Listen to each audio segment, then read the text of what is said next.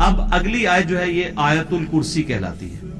کیونکہ اس میں اللہ تعالیٰ کی بادشاہت کی کرسی کا ذکر ہے۔ اس کی فضیلت میں کئی ایک احادیث ہیں، صحیح بخاری میں ایک بڑی ڈیٹیل حدیث ہے، مال غنیمت کی چوکیداری کے اوپر سیدنا ابو ہریرہ کو نبی صلی اللہ علیہ وآلہ وسلم نے مامور کیا، اور 3 راتوں تک ایک شخص آ کے وہاں چوری پرفارم کرنے کی کوشش کرتا رہا، تو حضرت ابو ہریرہ نے اسے پکڑ لیا۔ پہلی دفعہ پکڑا تو اس نے کہا چھوڑ دو، اگلی دفعہ نہیں آؤں گا۔ دوسری بار پکڑا تو اس نے کہا چھوڑ دو، اگلی دفعہ نہیں آؤں گا۔ تیسری دفعہ جب پکڑا تو انہوں نے کہا اب تو میں تجھے رسول اللہ کی بارگاہ میں ضرور پیش کروں گا۔ تو اس نے کہا کہ مجھے چھوڑ دو، میں تمہیں ایک ایسا وظیفہ بتاتا ہوں کہ اگر رات کو بستر پہ جاتے وقت تم وہ وظیفہ کر لو تو صبح تک اللہ تعالیٰ کی طرف سے تمہاری حفاظت کے اوپر فرشتہ مامور ہوگا، شیطان تمہارے قریب نہیں آئے گا۔ یہ حدیث صحیح بخاری میں 2311 ہے، انٹرنیشنل نمبر کے مطابق ہمارے صبح شام کے اذکار میں بھی ہم نے ڈالی ہوئی ہے۔ تو پھر اس نے جو وظیفہ بتایا وہ ہے کہ آیت الکرسی رات کو بستر پہ جاتے وقت پڑھ لیا۔ حضرت ابو ہریرہ نے اس کو چھوڑ دیا۔ نبی الاسلام ہر موقع پہ جب وہ صبح بتاتے تھے تو نبی صلی اللہ علیہ وآلہ وسلم فرماتے تھے وہ جھوٹا ہے، آج پھر آئے گا۔ خیر وہ بھی سمجھدار تھا، وہ تیسری دفعہ جب جھوٹا ہے تو چوتھی دفعہ آیا نہیں ہے۔ تیسری دفعہ حضور نے کہا کہ 3 دنوں سے تمہارا جو آنے والا وہ مہمان تھا نا، وہ شیطان تھا جو انسانی شکل میں آیا تھا، ہے وہ جھوٹا ہے لیکن اس نے بات سچی کی ہے۔ تو یہ ایک اصولی بات ہے کہ سچی بات اگر جھوٹا بھی کرے تو اس بات کی تصدیق کر دینی چاہیے۔ تو وہ آیت الکرسی کا وظیفہ مل گیا۔ اسی طریقے سے سنن نسائی الکبریٰ میں اسی کی ایکسٹینشن ہے۔ سنن نسائی الکبریٰ کے اندر ایک حدیث ہے، امام نسائی نے اس میں ایک چیپٹر باندھا ہے عمل الیوم واللیلہ، وہ سنن نسائی الکبریٰ کا چیپٹر ہے۔ اس میں انٹرنیشنل نمبر کے مطابق ہے یہ 8017 نمبر حدیث، حاکم میں بھی موجود ہے اس کا کچھ حصہ 2064، کہ جو شخص صبح کے وقت آیت الکرسی پڑھ لے شام تک وہ اللہ کی حفاظت میں رہتا ہے، شیاطین سے، جنات سے، اور جو شام کے وقت ایک دفعہ آیت الکرسی پڑھ لے صبح تک حفاظت میں رہتا ہے۔ تو یہ اللہ کا شکر ہے کہ جو لوگ فجر اور مغرب کی نماز پڑھ رہے ہیں وہ آٹومیٹکلی آیت الکرسی پڑھ لیتے ہیں۔ اب جس نے فرض نماز کے بعد آیت الکرسی پڑھ لی ہے نا، اسے دوبارہ سے یہ ذکر کرنے کی ضرورت نہیں ہے، وہ اس میں امپلائڈ ہے، وہ شامل ہے، دوبارہ کر لیتا تو بہت اچھی بات ہے۔ اور ایک اور فضیلت ہے جو سنن نسائی الکبریٰ میں ہی ہے، 9928 نمبر حدیث ہے اسی عمل الیوم واللیلہ چیپٹر میں، کہ جو شخص نماز فرض ادا کرنے کے بعد، نماز فرض آیت الکرسی پڑھ لے گا وہ مرتے ہی جنت میں داخل، لیکن اس میں نماز شرط ہے۔ تو یہ بھی ایک فضیلت ہے اس اعتبار سے۔ اس کی ایک ضعیف سند بھی ہے سنن کبریٰ البیہقی میں مولا علی سے، اس میں الفاظ یہ ہیں کہ وہ آیت الکرسی کسی سے گفتگو کرنے سے پہلے پڑھ لے، لیکن جو سنن نسائی الکبریٰ میں صحیح سند ہے اس میں یہ الفاظ نہیں ہے۔ لیکن اس طرح کی جو ضعیف روایتیں ہیں نا، جب صحیح احادیث کو سپورٹ کر رہی ہوں نا تو اسی کو فالو کرنا چاہیے، کوشش یہی کرنی چاہیے کہ بغیر گفتگو کیے سلام پھیرتے ہی آیت الکرسی پڑھ لی جائے۔ البتہ اگر کوئی گفتگو کر بھی لیتا ہے تب بھی فضیلت مل جائے گی، کیونکہ جو صحیح حدیث میں اس طرح کے الفاظ موجود ہیں۔ تو یہ 3 بڑے بڑے فضائل ہیں، باقی میں نے قرآن حکیم کی سورتوں کے فضائل کے اوپر ڈیٹیل لیکچر ریکارڈ کروا دیا ہوا ہے، مسئلہ نمبر 112ABC، جسے شوق ہے تو وہ دیکھ سکتا ہے۔ اللہ لا الہ الا ہو، اللہ ہی ہے وہ کہ نہیں ہے کوئی معبود سوائے اس کے، الحی القیوم، وہ خود سے زندہ ہے اور باقی سب کو قائم اسی نے رکھا، سب کو زندہ رکھنے والا، باقیوں کی زندگی اس سے مستعار ہے، اس کی زندگی حقیقی ہے اپنی، لا تأخذہ سنۃ ولا نوم، اور اس کی زندگی اتنی کامل ہے کہ نہ تو اسے اونگ آتی ہے اور نہ نیند۔ ہماری زندگی آپ دیکھ لیں ناقص ہے، ہم 24 گھنٹے کے اندر ایک دفعہ ضرور مر جاتے ہیں، موت نیند کی بہن ہے نا۔ اسی لیے آپ دیکھیں آپ کو جو رات کو سونے کی دعا سکھائی گئی ہے صحیح بخاری میں، اللہم بسمی کا اموت و احیا، اور اللہم باسمی کا اموت و احیا، دونوں الفاظ درست ہیں، تیرے نام سے زندہ ہوتا ہوں اور مرتا ہوں. اور صحیح بخاری میں جو صبح اٹھنے کی دعا ہے وہ تو ہے ہی ہے, اس میں تو ڈائریکٹ کلیئر ہو گیا. یہاں تو پھر بھی کوئی کہہ سکتا ہے کہ ایمبیگوٹی ہے کہ یہ اس نیند کا بھی ذکر نہیں ہے, لیکن اس میں تو واضح ذکر ہے الحمدللہ الذی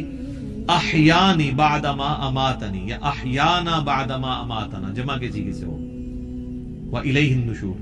تمام تعریفیں اس ذات کے لیے جس نے ہمیں مرنے کے بعد دوبارہ زندہ کر لیا. پھر سورہ الزمر میں بھی آتا ہے کہ اللہ تعالیٰ ہی ہے جو رات کو جب تم سوتے ہو تو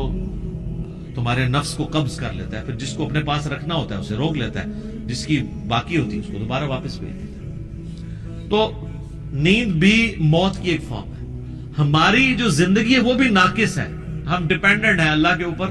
اس اعتبار سے کہ جب چاہے وہ سانس روک لے, اور اس اعتبار سے بھی کہ 24 گھنٹے میں ہمیں ایک دفعہ سونا ہی پڑتا ہے, ادروائز آپ اگلے 24 گھنٹے. دنیا کا ذہین ترین آدمی, دنیا کا طاقتور ترین آدمی کتنے گھنٹے جاگ سکتا ہے؟ یہ بزرگ جو جاگتے رہے نا 1-1 سال یا 2-2 سال, کہانیاں نے,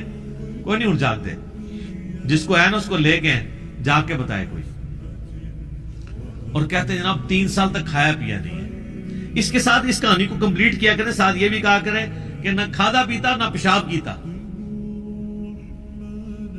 کیونکہ اگر کھایا پیا نہیں ہے تو پیشاب تو کھانے پینے کے ساتھ ہے نا. آپ کھانا پینا چھوڑ دیں پیشاب ختم ہو جائے گا. یہ ساتھ کیوں نہیں کہتے ہیں کہ 3 سال تک پیشاب بھی نہیں کیا, اور پھر اس طرح کا بندہ لے کے آنا, اس کا جو ہم کریں گے نا وہ ہماری ویڈیوز میں ریکارڈ ہے, آج چھوڑ دیں. لہو ما فی السماوات و ما فی الارض. اچھا دوسرا ہے نیند نہیں آئے گی اور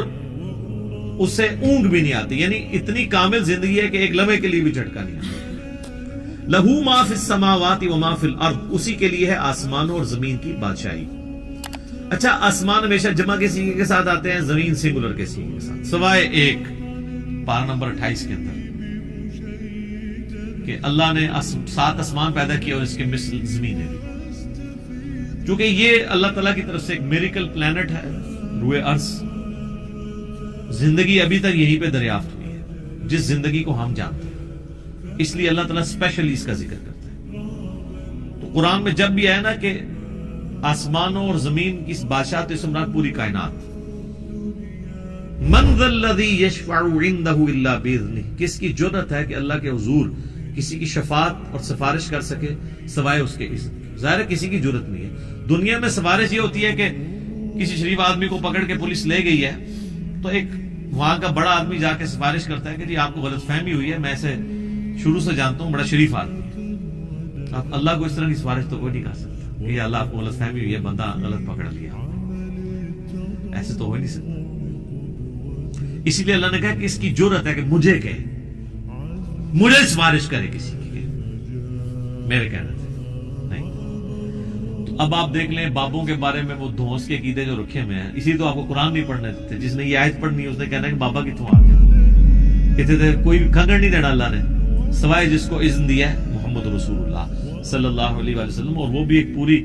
دردناک حدیث ہے بخاری مسلم میں, حدیث شفاعت. کو یوٹیوب پہ میرا کلپ دیکھ لیں, شفاعت رسول صلی اللہ علیہ وآلہ وسلم کا عقیدہ. یعلم ما بین ایدیہم وما خلفہم, وہ جانتا ہے جو ان سے پہلے ہو چکا جو ان کے بعد. یعنی اللہ تعالیٰ ہمارا جس کی سفارش تم میرے پاس لے کے آؤ گے نا, مجھے پتا ہے اس نے پہلے کیا کیا اور آندہ کیا کرنا ہے, مجھے بتا رہے ہو. اور ایک معنی یہ بھی ہے کہ جو سفارشی بھی ہے نا, اللہ تعالیٰ ان کو بھی جانتا ہے کہ ان کا علم پہلے کا کیا تھا اور بعد کا علم کیا ہے. اللہ تعالیٰ نے ہر ایک کو اپنے علم سے گھیرا ہوا. وَلَا يُحِيطُونَ بِشَيْءٍ مِّنْ عِلْمِهِ إِلَّا بِمَا شَاءَ, اللہ کے علم کو کوئی نہیں گھیر سکتا سوائے اللہ تعالیٰ جس کے لیے چاہے تو اس کے اوپر کوئی علم آشکار کر لے. یعنی اللہ تعالیٰ کے علم کو کوئی اور مخلوق نہیں گھیر سکتی. اللہ نے سب کو اپنے علم سے گھیرا ہوا ہے, سوائے اس کے کہ وہ جو سورہ آل عمران میں بھی آتا ہے 179 نمبر آیت میں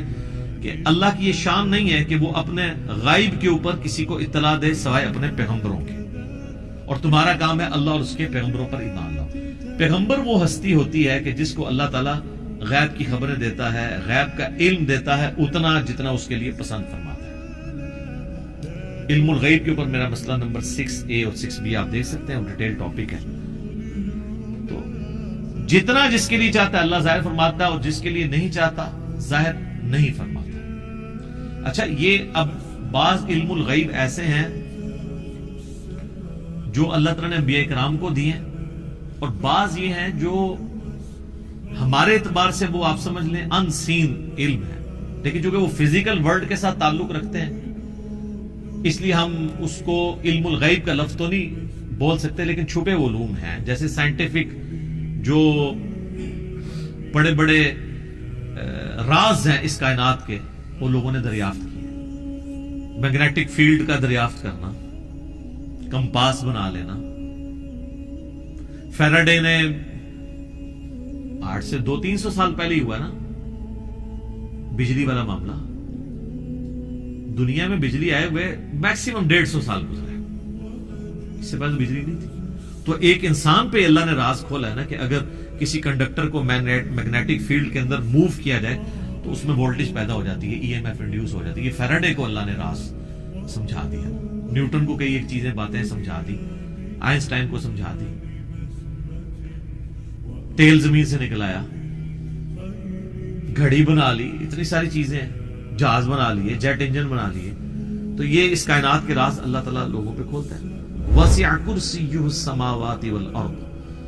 اسی کی کرسی نے آسمانوں اور زمین کو گھیرا ہوا ہے، ولا یؤودہ حفظہما، اور اللہ تعالیٰ کو زمین و آسمان کی حفاظت کرنا کوئی مشکل نہیں ہے، تھکا نہیں دیتی یہ چیز، وہو العلی العظیم، اور وہ بہت بلند ہے اور عظمت والا ہے۔ اچھا یہاں کرسی این ممکن ہے کہ کوئی فزیکل کرسی ایگزسٹ کرتی ہے، اور این ممکن ہے کہ یہ بات محاورتاً ہو رہی ہے کہ اللہ تعالیٰ کی بادشاہت اس سے مراد ہو، کیونکہ قرآن میں کئی ایک چیزیں محاورتاً بھی استعمال ہوئی ہے۔ اس کے اوپر یہ جو اہل حدیث کی طرف سے جہمی ہونے کا فتویٰ فوراً لگا دیتے ہیں، یہ غلط ہے، بعض جگہ وہ خود بھی تعویلات کر رہے ہوتے ہیں، جیسے سورہ قصص کے اینڈ پہ آتا ہے کہ ہر چیز کو فنا ہے سوائے اللہ کے چہرے کے، تو سارے اہل حدیثوں نے ترجمہ کیا ہے یہاں چہرے سے مراد اللہ کی ذات ہے، تو تعویل تو وہ بھی کر رہے ہیں، یا قیامت والے دن اللہ کے سائے کے سوا کوئی اور سایہ نہیں ہوگا، 7 لوگ اس سائے کے نیچے ہوں گے، بخاری مسلم میں آتا ہے، تو وہاں اہل حدیث بھی کہتے ہیں یہاں مراد عرش کا سایہ، اللہ کا سایہ مراد نہیں۔ تو اس طریقے سے اگر کوئی تعویل کرتا ہے اس طرح کے معاملات میں جہاں پہ ممکن ہو، جہاں پہ ممکن نہ ہو وہاں پہ نہیں کرنی چاہیے۔ مولانا مودودی تو دونوں طرف گئے ہیں کہ عین ممکن ہے کرسی ہو اور عین ممکن ہے کہ اس سے مراد ایک محاورتاً بات ہو کہ اللہ کی بادشاہی نے گھیر رکھا ہے ہر چیز کو، اور اس کی یعنی صرف اللہ تعالیٰ نے یہ بنا کے مخلوق چھوڑنے دی بلکہ اس کی حفاظت بھی اپنے ذمہ لی ہوئی ہے، اور وہ ایسی حفاظت نہیں ہے کہ کوئی اللہ تعالیٰ کو مصروف ہو گیا کہ اتنی مخلوقات پیدا کر کے اب کیا کرے گا، وہ ایسا نہیں ہے، بلکہ وہ اللہ تعالیٰ نے پہ کوئی گرا نہیں ہے اس کی، وہ تو سورۃ الانعام میں ہے کہ زمین کی گہرائیوں میں کوئی دانہ نہیں پھوٹتا، نہ زمین کے اوپر نہ سمندروں میں کوئی پتا بھی گرتا ہے مگر اس کے علم سے، اور اتنا کامل علم ہے کہ اللہ نے یہ سب کچھ ہونے سے پہلے ہی لوح محفوظ میں لکھ لیا، تو ایک ڈیٹیل ٹاپک ہے۔ وَهُوَ الْعَلِيُّ الْعَظِيمُ، اور وہ بلند ہے اور عظمت والا ہے۔ اب یہاں پہ ایک اللہ کا نام بھی آ گیا علی، علی یون تو مخلوق میں کسی کا نام ہو سکتا ہے، یہ ہے العلی، جب الف لام سے ہوگا تو دی علی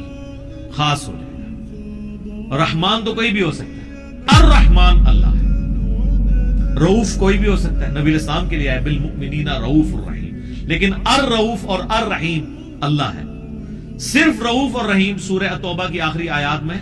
نبی الاسلام کے لیے بھی ہے، تو یہاں پہ بھی علی سے مراد بلند، عظمت، یعنی اللہ تعالیٰ اپنے عرش پہ مستوی ہے جیسا کہ اس کی شان کے لائق ہے، اور اپنی شان کے اعتبار سے بھی بلند ہے۔ تو اب یہ آیت الکرسی پہ تو گھنٹوں بولا جا سکتا تھا، میں نے اتنا حصہ کور کیا ہے جتنا ایک عام بندے کی ضرورت ہے، کیونکہ آپ سمجھیں کہ قرآن حکیم میں جتنی بھی آیات اللہ تعالیٰ کی اسماء و صفات کے اعتبار سے یا اس کی قدرتوں اور شانوں کے اعتبار سے آئیں گی، آلموسٹ ان کی جڑ جو ہے وہ آیت الکرسی کے اندر موجود ہے، تو یہ اس پہ تو گھنٹوں بولا جا سکتا ہے، لیکن جتنی میں نے اجمالاً اس کی تفسیر بیان کر دی ہے اس تفسیر کلاس کے اندر اتنی کافی ہے، باقی تو جیسے جیسے اللہ تعالیٰ کی شانوں کا ذکر بیچ میں آتا چلا جائے گا وہ انشاءاللہ تعالیٰ ہم اس کو کور کرتے جائیں گے۔